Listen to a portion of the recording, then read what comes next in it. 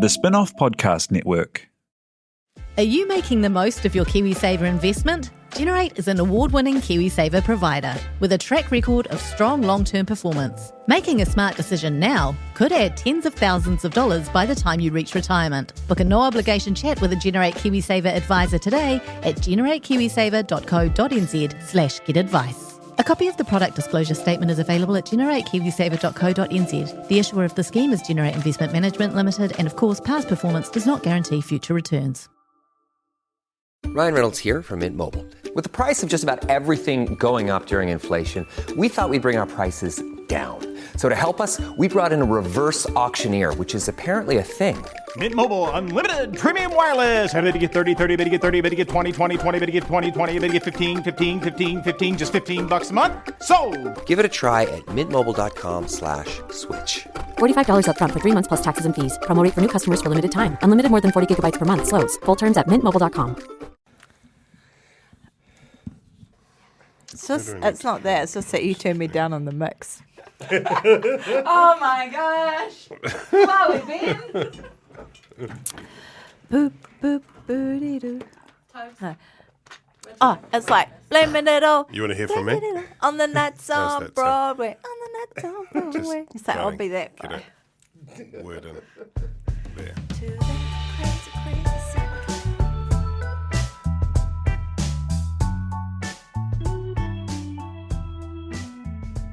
Picky my, kaki my, no my, hide my. This is Gone By Lunchtime. It's Tuesday, November 24, and there's a real air of excitement in the room because tomorrow sees the opening of the 53rd Parliament of New Zealand. Ben Thomas is right there, dressed as Black Rod. He's got velvet pantaloons and a hat like a pincushion and one of those big sticks. He's going to bang on the door with it. Yep. You're going to... Pantalones, as they say in Spain. Thank you. Thank you.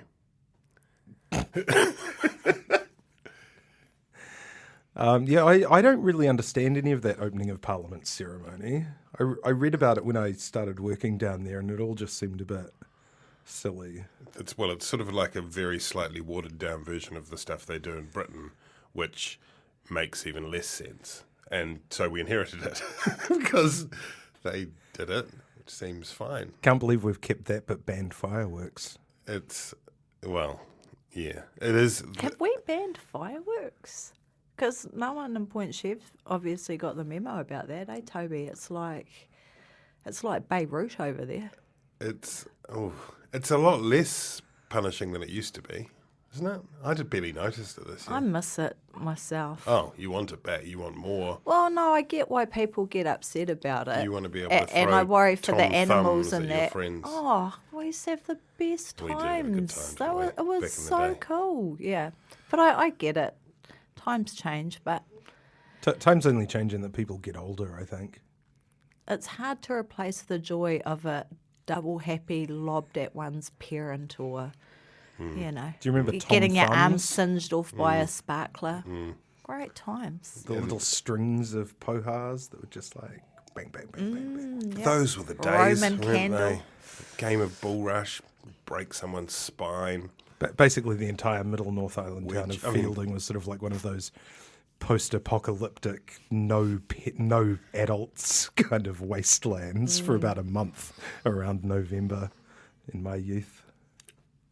We've finished now the opening talkback section of Gone By Lunchtime. I want to acknowledge Flick Electric, who helped keep the lights on. You had an idea for a Flick Electric sting, Ben. Yeah, as part of our move into voiceover, as a voiceover diversification business, I thought we could tie it in to the theme Yep. of the podcast a bit more. Yep. Politics is about the ruthless exercise of power, and what better way to do that than with Flick Electric? So Flick- good. do you think they'd go for that? It's Flick so, Electric. It's so good. Pass The that on to ruthless the guys exercise at of head power. office, Yeah. and tell them I came up with it. Okay. Mean. Annabelle, have you got one for spin-off members? You know what I say about spin-off members. Thank you. Annabelle Lee Mather has just freshly won another sack of awards. Your trophy cabinet must be basically subterranean now with all the trophies in it. What did you win I just at had the to TV clear Awards? out some of my pony club ribbons Yeah. and my Waiheke gymnastics team Is that true? beam. Is that true?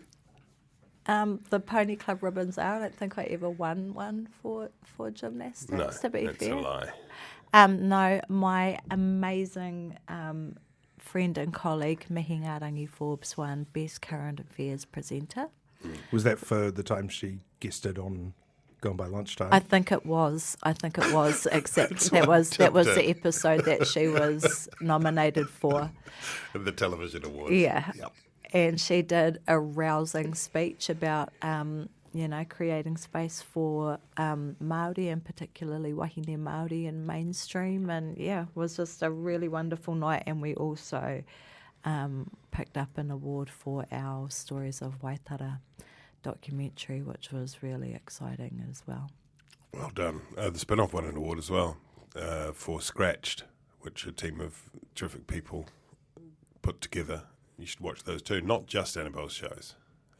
Although you should. And you watch guys were nominated Annabelle's too shows. for On the Rag. Yes, On the Rag was a nomination for Leonie Hayden and Alex Casey and Michelle Accord. Incredible triumvirate.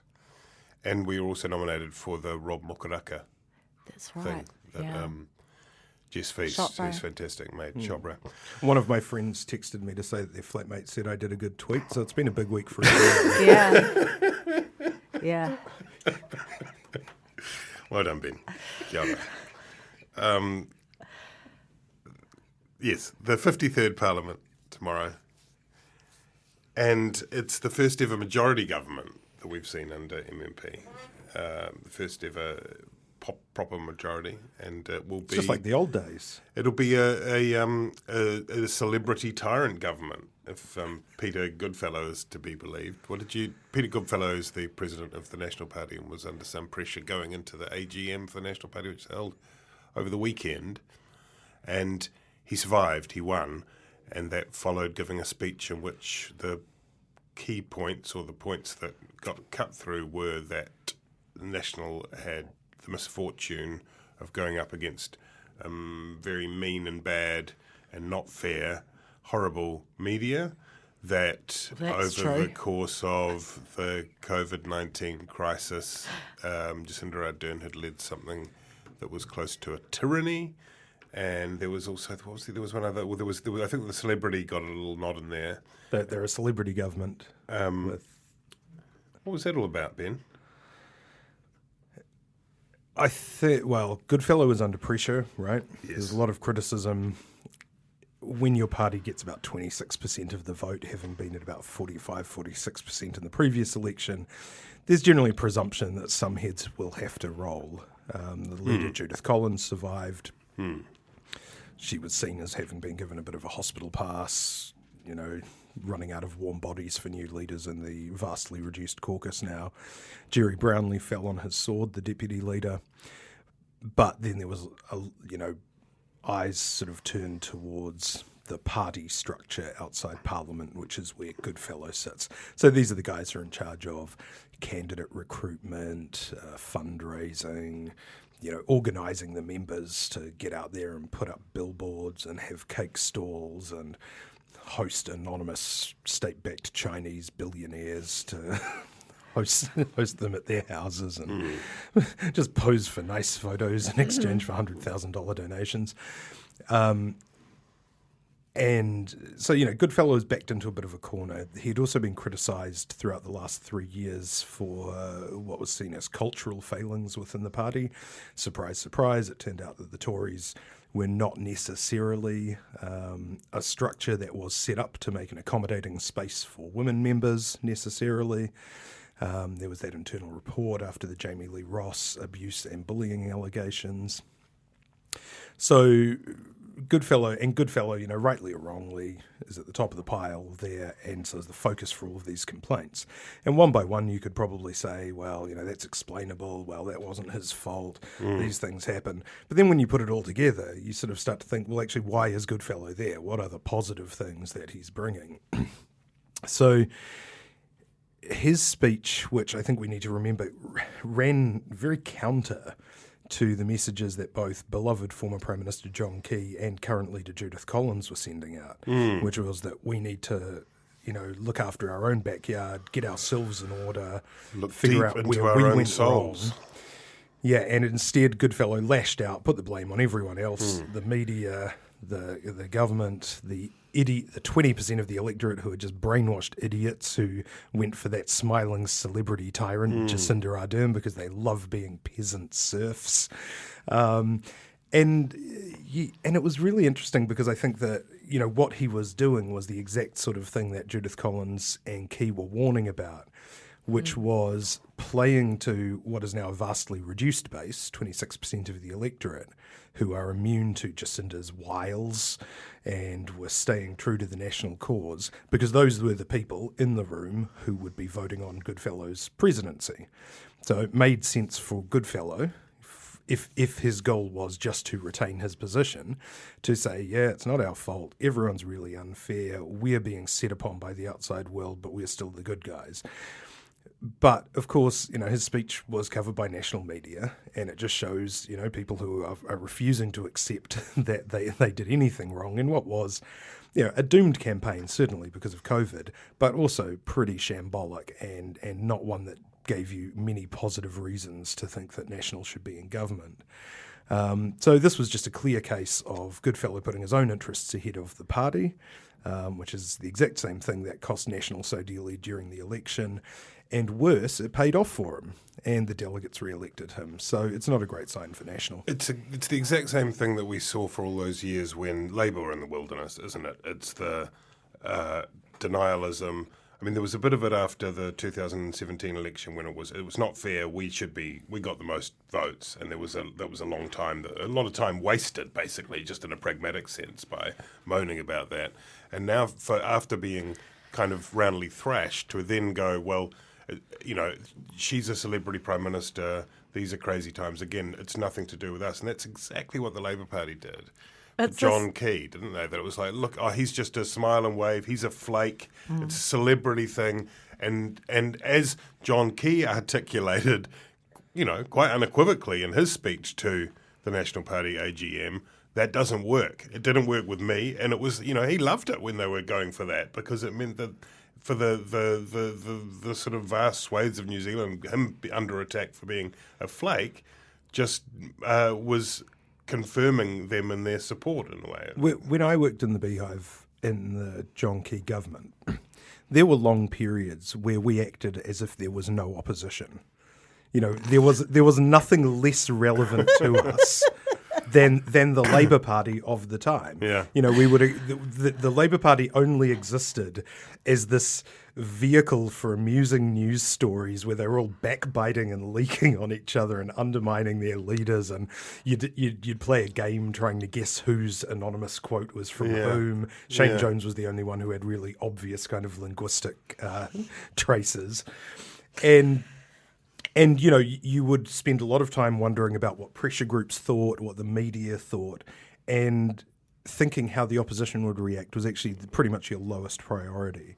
And I was there for 6 years, and there were probably 2 or 3 good years like that where we just ignored Labour entirely.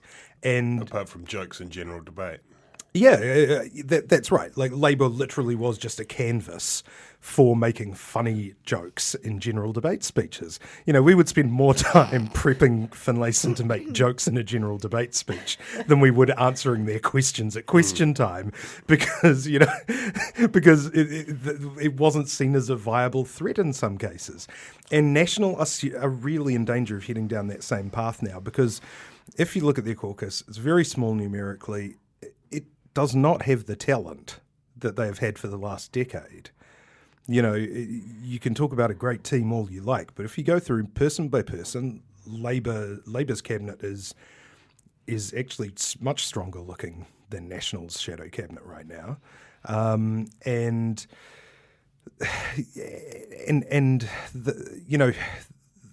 all they can do right now are the basics. The thing is, Laila Hari said on Q&A, the only thing that's relevant about National right now is that they're irrelevant. And I think that they should take that as a bit of a blessing in disguise right now. And they should use this time to actually go off, use Tony Ryle or someone as their model, really immerse themselves and spend a year just learning about their portfolios while no one's expecting anything of them, while while the media are rounding on Ardern about things like house prices and while COVID vaccines are being rolled out, and actually just learn how their portfolios work, really get to grips with them, make contacts and networks, and don't just sort of think that you're going to roll up, do a few Googles, ask a few written questions, and somehow get into government again. It seems clear that National doesn't have an appetite for change at that level, and you can understand because they've obviously cycled through 3 leaders very quickly. They've lost a number of senior MPs, some who have retired, some who have fallen out of Parliament. So obviously, while that's probably a role that really does need to be looked at, they just don't have the gonads to do that at the moment.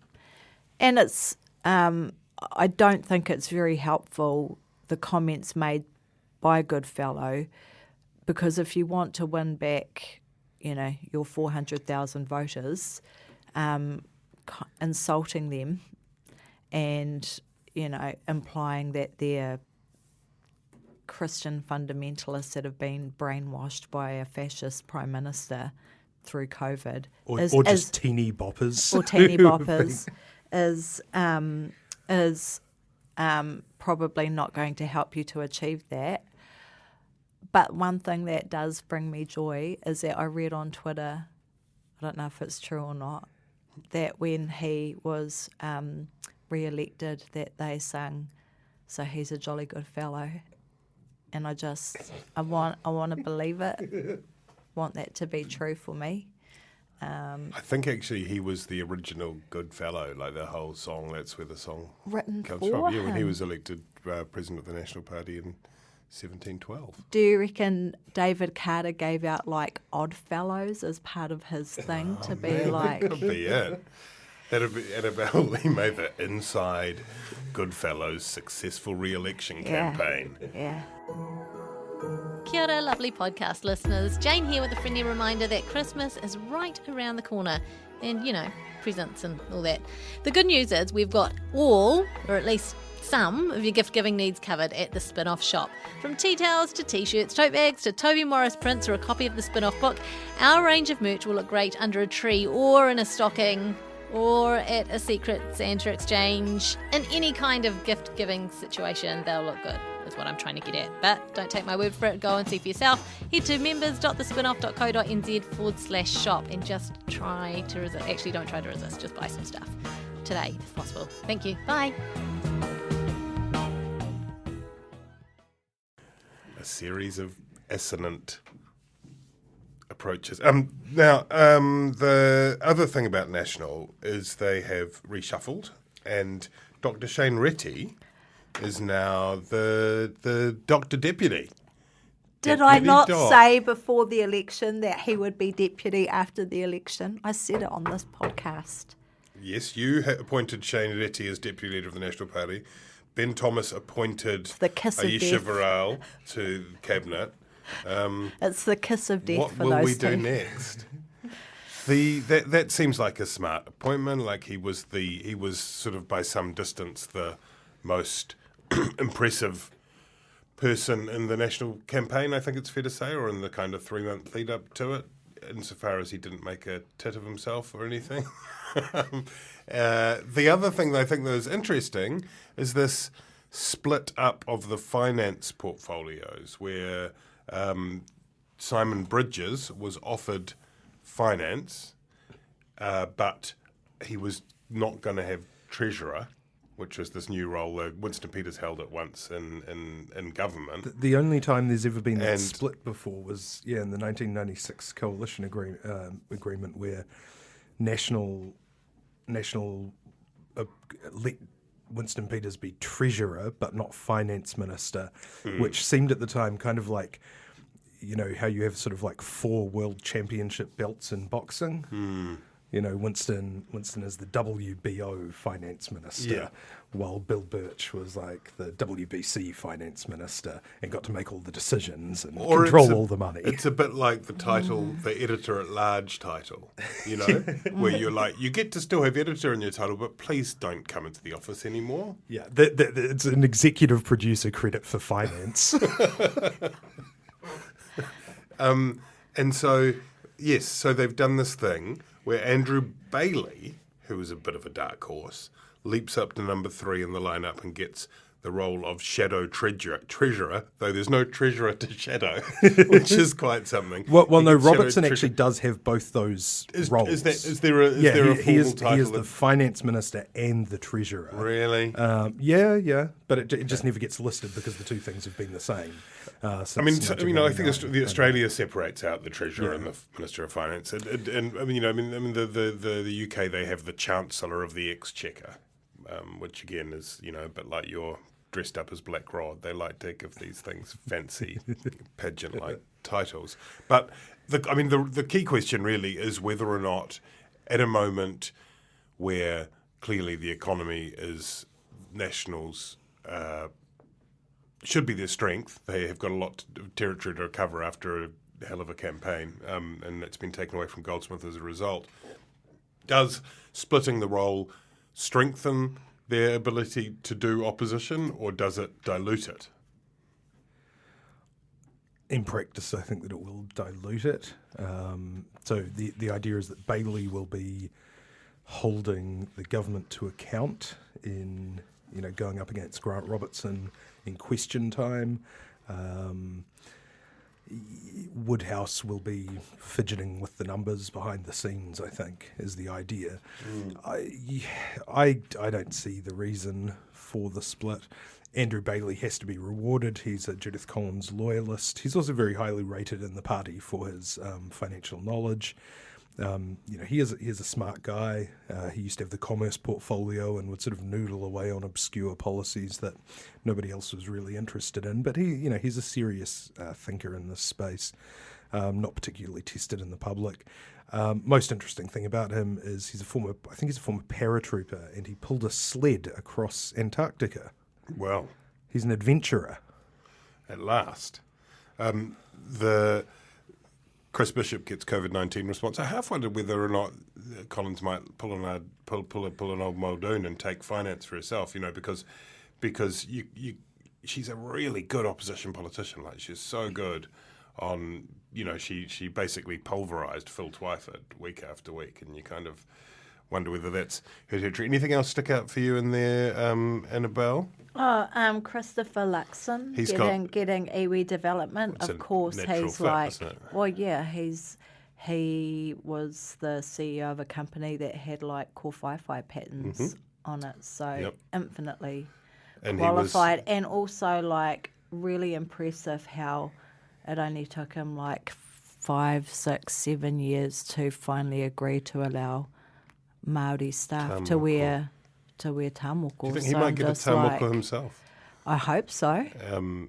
I feel like cover it up on the flight. Because he's Pākehā. Yeah, I feel like a National Party politician doing that, and then like landing in a 1-month-long scandal about cultural appropriation is probably the natural next step for the party. Yeah, as they try and He's rebuild. Definitely been given a little bit of "you sit over there for now, please, Christopher." He's got local government, iwi development, and associate transport, and you kind of, you half wonder whether he's quite good at the transporty stuff. To be fair, well. He knows a bit about the transport. But you could have given him tourism. That would have been a brave move. Yeah. Would have been to give him tourism and say he understands the way that the tourism industry works and can help to rebuild it. But not today. Not today, Christopher. No. Joseph Mooney. Yes. Has treaty negotiations. Yeah. Joseph Mooney. I understand he's tangata whenua. I understand he's the third Māori MP in the National Caucus. Tell me more about him. I'm not. No, that's everything. That's everything anyone knows about Joseph Mooney. He's the new Southland MP. So he follows. He's got big big empty shoes to fill from Todd Barclay and Hamish Walker, God. both It's a poison chalice, having isn't it? abandoned their shoes to flee the electorate. Let's in not forget disgrace. about the tyrannical celebrity government. How could we forget? That in the absence of much of an opposition at this point, something has started to happen in the last few weeks that you would have expected would have happened a bit more in the first term, but didn't, owing in large part, I think, to a series of terrible events that obviously, characterised the first term. And that is, they are getting attacked from the left quite a bit. And you've seen it with a kind of almost, it's almost a cliche, the people trawling through Jacinda Ardern's old tweets and finding tweets that show her to be, whether it's hypocritical or feeble or whatever, having a go about housing and so on. And people also doing the other kind of trope that's emerged is ruling out, Jacinda Ardern ruling things out, which she's ruled, many things out, capital gains tax being the most prominent among them. I think the other emblematic thing that has come up, which, was certainly a feature of that first term as well, but now is threatening to sharpen to the point of basically becoming a self-parody, is the expression of concern.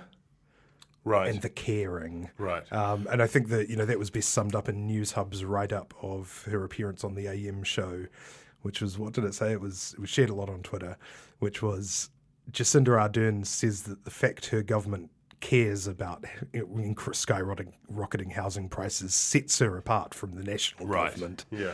And it's like, yes, a lot of she acknowledgement. cares. She overs, all these poor people like locked out of housing, and Jacinda's like, I'm so sorry. It's kind of interesting because, they've got such a huge mandate this time. I expected that they were going to start with a hiss and a roar, but it's been more crickets, really. They've been very cautious. They really learned that lesson about overpromising and under-delivering. So with the exception, I think, probably of Stuart Nash, who really came out with a lot of blue sky thinking in the tourism portfolio about mandatory toilets and vans, and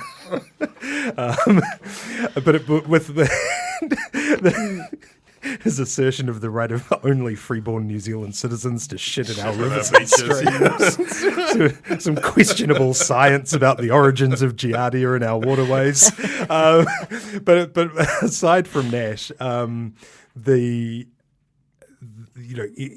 other ministers have been very circumspect. Michael Wood was asked about light rail in his home electorate of Mount Roskill, and he said, look, we can't guarantee it will start within the next 3 years. It was a good antithesis of Twyford's anti-Twyford hubristic overpromising, right?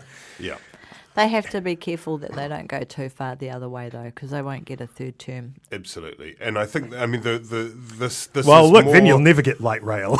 This is more That's visible a fourth, fifth term kind of thing. and acute than anywhere on housing. That has been something that has not just not improved, but got worse as far as house prices and the unattainability of houses to vast swathes of New Zealanders are concerned. Some of that, as has been pointed out, like that's what happens when the Reserve Bank does what it's mandated to do, and the alternative,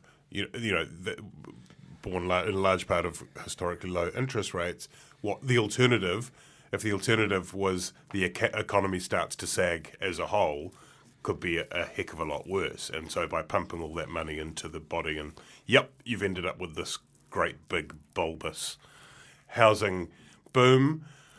But it's an issue, right? And you mentioned that they care about it, Ben, but there have been a few things in this week that's just gone in terms of trying to push things through using fast-track RMA legislation, the RMA overhaul, which everyone has talked about forever, but also the noise in the last couple of days from the Prime Minister about land banking and sort of cracking down. We haven't seen any meat on the bone, but the idea that would be a popular, whether or not it would make a huge amount of difference, I don't know, but it would certainly be a very popular move to crack down on land banking because, lots of people have mixed feelings about mum and dad investors with another couple of properties down the road. It's very, very hard to make a case for sitting on a massive wedge of land in a residential area. Yeah, and the two key things are the RMA reform, which, we can be cautiously optimistic about because they are a majority government. National tried to push through further reforms, but was stymied because of the sort of patchwork of its coalition, and ended up being opposed by ACT. Māori Party couldn't get Peter Dunn on board because he was packing a sad over having to resign as Internal Affairs Minister. The other thing is that, those fast track. The government has shown quite a willingness to use that fast track legislation or that fast track process and kind of basically ram things through the RMA process. They're actually inviting developers to come forward with projects on Monday. So I think they have really grasped, the urgency of this. But, in the background is, this torrent of money coming into the system. And the logic essentially is, it is, as Benetiki described it, trickle-down economics. The money goes in. Ideally, it would be loaned to businesses who would use it to create productive enterprise, keep the economy going.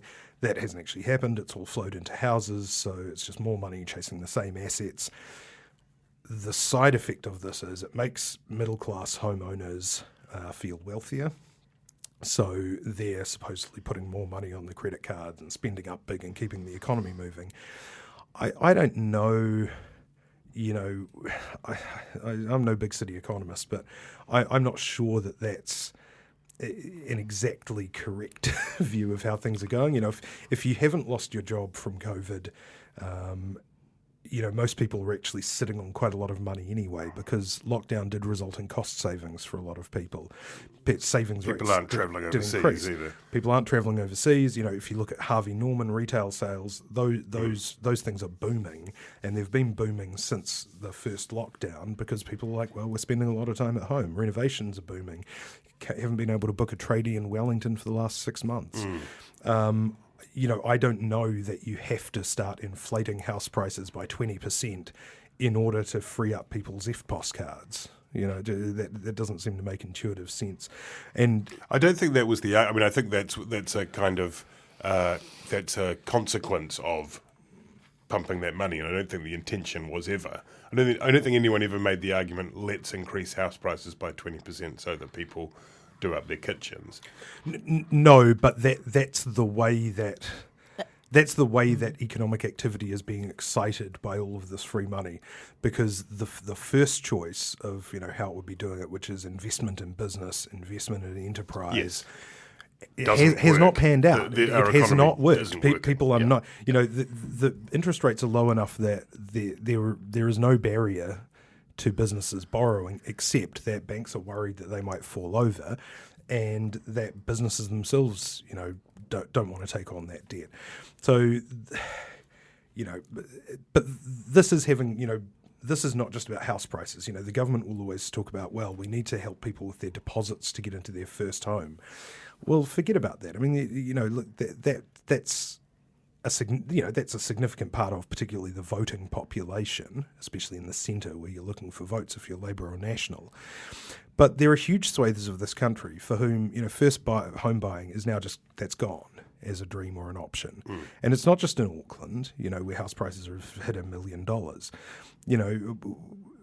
Every small town you go to in New Zealand now, you hear the locals talking about how Aucklanders have been swooping in, maybe not even looking at the properties, and buying them off Trade Me for the rental for the rental income and for the capital gains, right? And that means rents are going up all around small town New Zealand. So if you look at somewhere like the East Coast, which was hit hardest by or hit earliest by COVID because of closures, wood processing plants in the forestry area, prices in Gisborne went up by something like 25% in the past year. Now, we know that rents follow house price increases. I mean, so Gisborne, for instance, in the East Coast is getting all of the downsides of COVID. It's and it's in terms of job losses, in terms of property increases, asset value increases that actually the locals aren't seeing. They're just going to be paying higher rent. And, this is a much bigger problem than just helping young families into their first homes in Auckland suburbs. The thing too is that it paints the government into a corner like it's going to be a long-term problem, because once everybody's mortgaged up to the hilt, you can't really take the heat out of the market, because then everybody ends up with mortgages worth more than their assets. So it actually just compounds the problem even more, right? Yeah, somebody actually asked me the other day, which government was really responsible for the housing crisis. And, you could go way back and say it was the government that passed the Resource Management Act in the dying days of the Labour government in the 1980s or like 1990. But really, it's a failure to act at each point since then.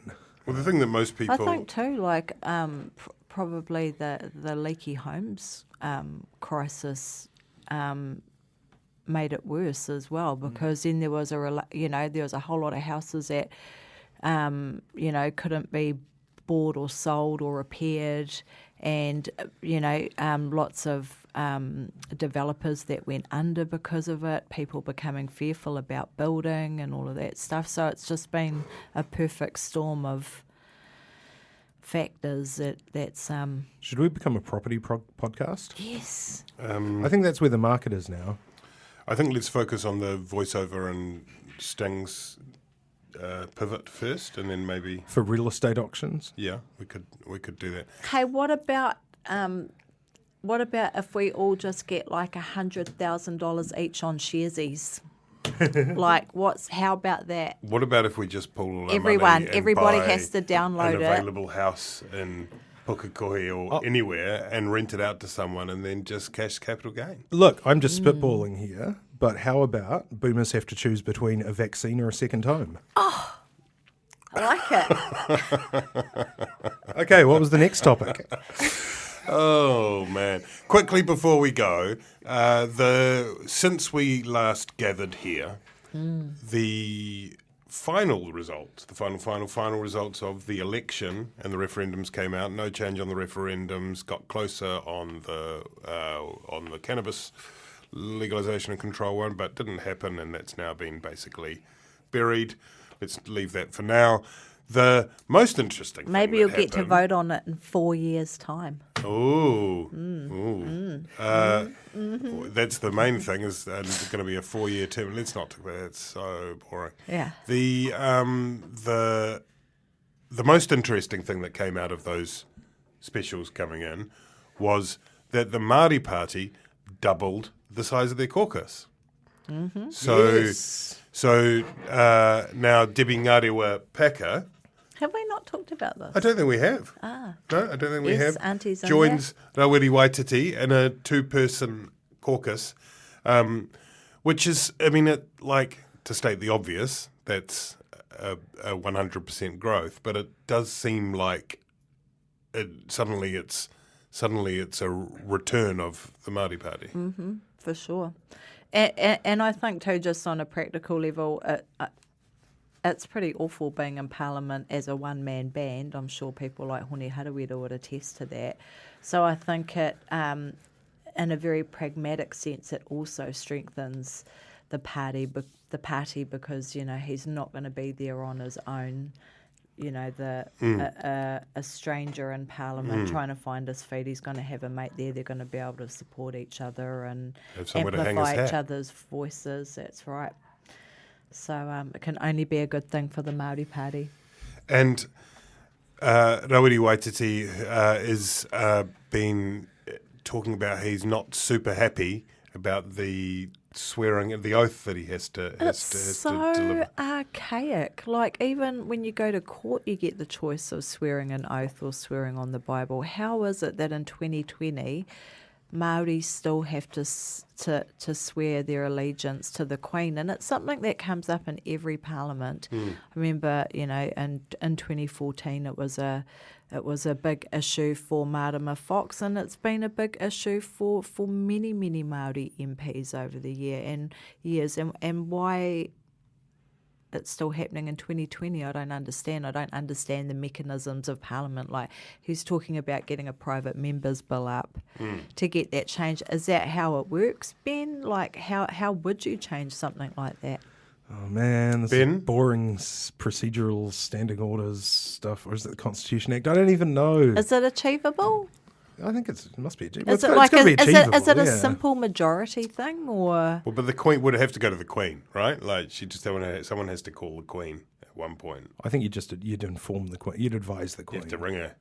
That would be the Governor ring her General, up. though. John Key will go. I don't want to ring her. You ring her. Who's going to ring her? Ringing her. That should be John Key's job now. They should get Send her on- a PM on the Facebook. They should get her on speakerphone in Parliament. Like, just put her on the big idea. screen and just say, we just wanted to, I know it's a tricky time, we just wanted to raise something with you. Would it be all right if we stopped swearing allegiance to you? Because it just seems weird. You know what? She won't mind because she's so busy reading the articles in the New Zealand Herald every single day about Harry and Meghan that she wouldn't have even noticed. Well, next time we'll talk about Princess Diana because I've got a lot to say about that. Can I also just time to go? Thanks to Tina. Did I already say thanks to Tina? Another thanks to Tina, and thank you also to Tina. Tina looks exactly like Nana Muscuri today. Does she? Yes. Hmm. It's like my mum circa 1983. I'm feeling it. Turn on the sun. It's beautiful. It's a beautiful thing. You're beautiful, Annabelle. You've got a beautiful voice. Can I just say, no hellos to the bad boys of Brexit. What have you done with our Uncle Winston? He's completely disappeared. What are you doing with him? Although, goodbye bad boys of Brexit, but welcome back Cameron Slater. Oh, Lurking in the back of the court during the name suppression hearing. are you allowed to say that? Yeah, it was reported in the Herald. Okay. So the name, one of the name suppressed individuals relating to the New Zealand First Foundation investigation, submitted to the court an affidavit by Cameron Slater talking about how toxic attack blogs worked and how their name being revealed would leave them open to the predations of creeps and jerks smearing them on the internet, which apparently Slater was well qualified to talk about. And meantime, Crosstown Colin Craig is taking another lawsuit. So, plus ça change. Plus ça fucking change.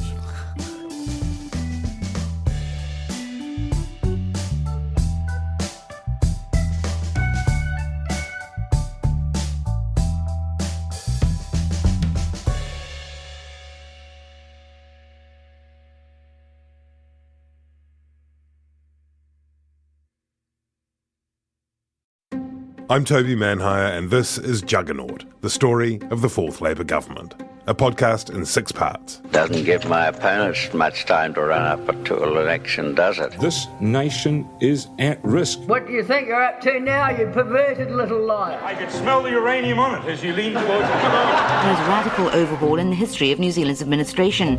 Juggernaut, the story of the Fourth Labour Government, made with the support of New Zealand On Air. Listen now on The Spin-Off or wherever you get your podcasts. Talofa lover, I'm Madeline Chapman, editor at The Spin-Off. If you have the means, consider supporting our high-quality journalism by becoming a Spin-Off member. Sign up now at thespinoff.co.nz/donate. The Spin-Off Podcast Network.